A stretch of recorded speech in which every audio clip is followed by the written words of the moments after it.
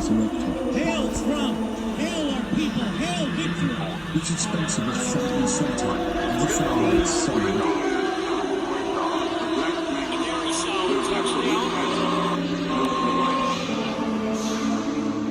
I can already hear the chorus of execration.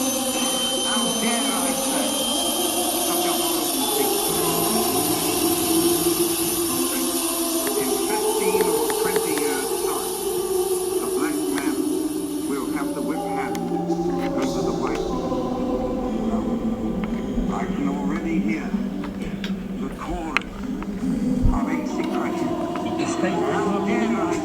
Why would you be against it? Why would you be against it? Well, let me see. There was slavery. That was a kind of form of slavery. There was apartheid.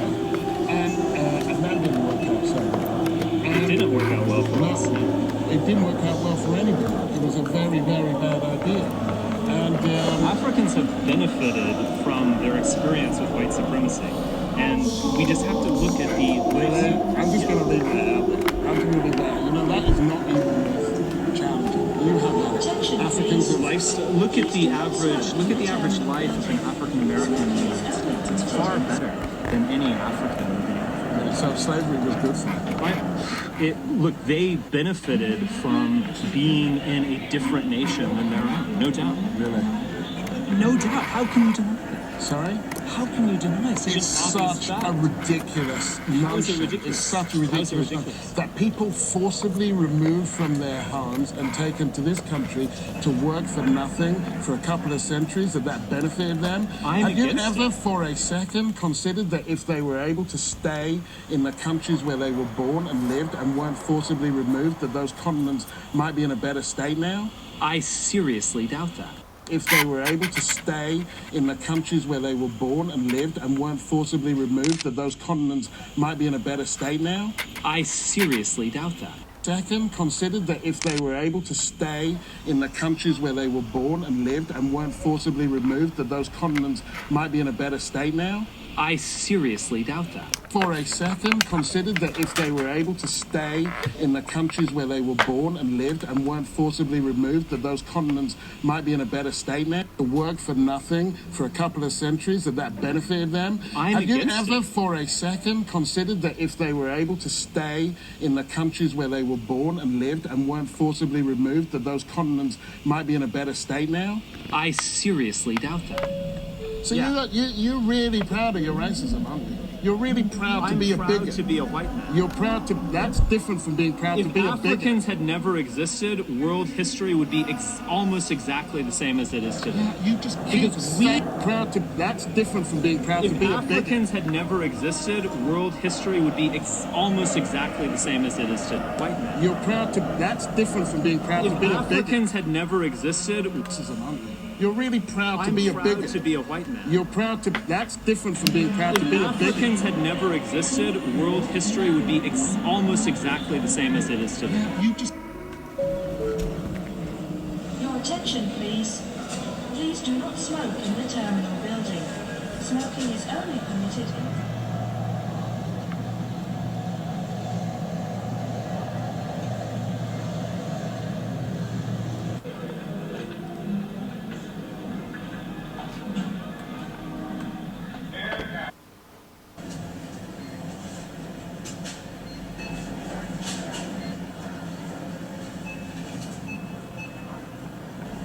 Please wash your luggages.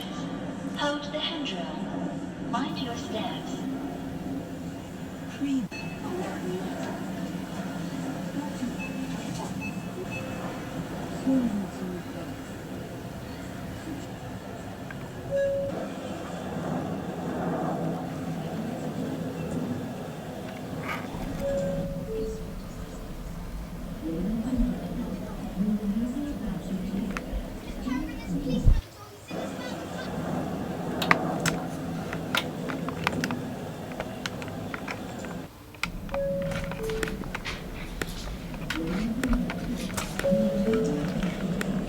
Attention, please. Please do not smoke in the terminal building.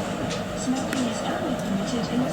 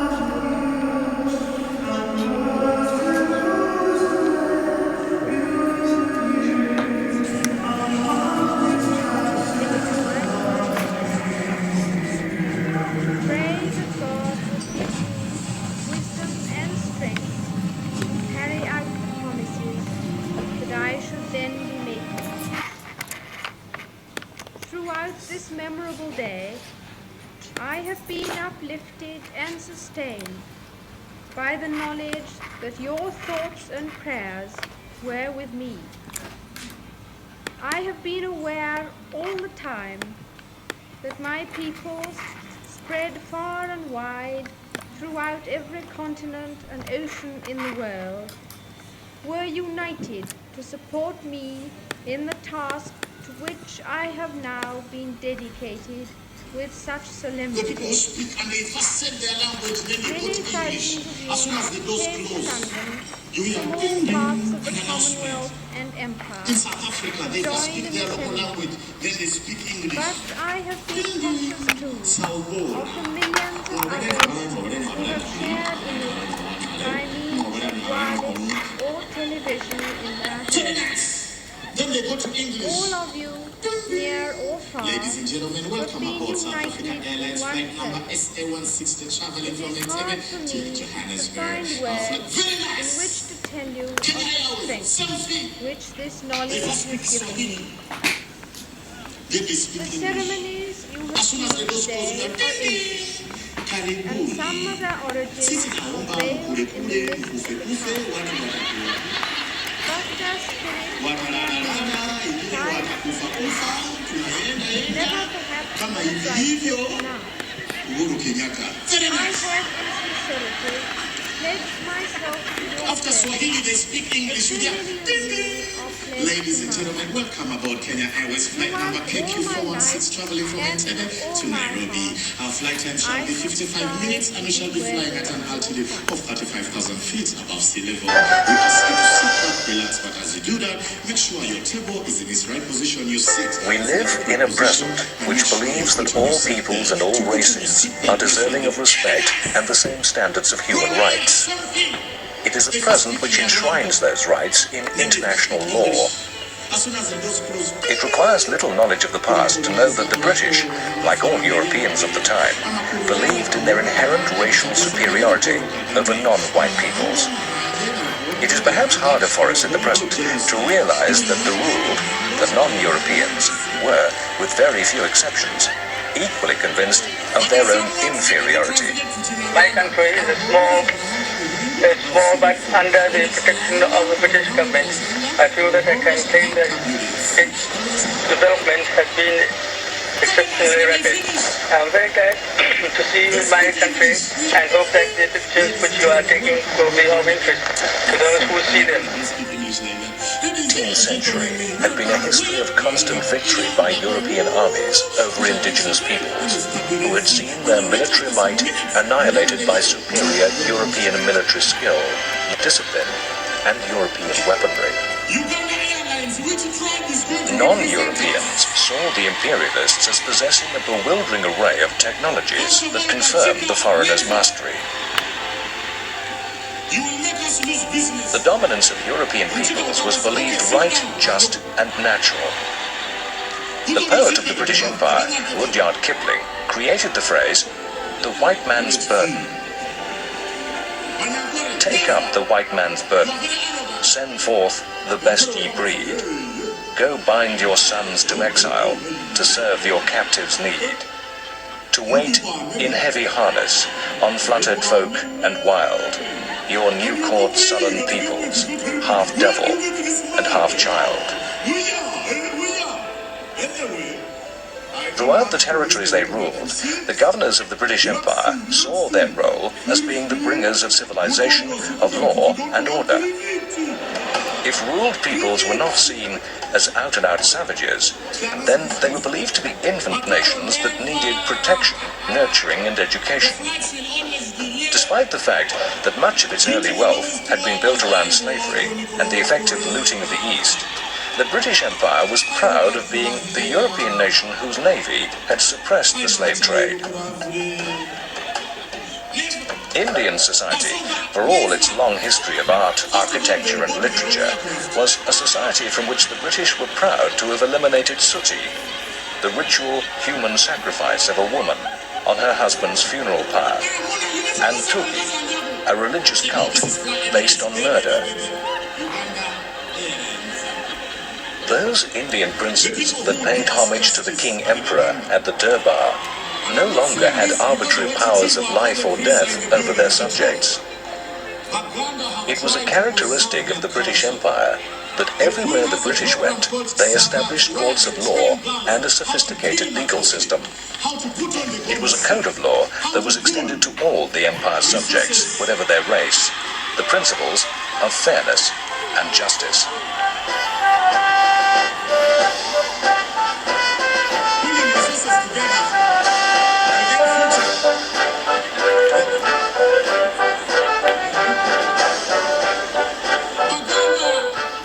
The Empire has come to appear as an endless round of polo and cricket, of tea drinking and garden parties, floating dresses and smart uniforms in hot climates. It would be wrong to be misled by romantic nostalgia. The Empire was a network of military power.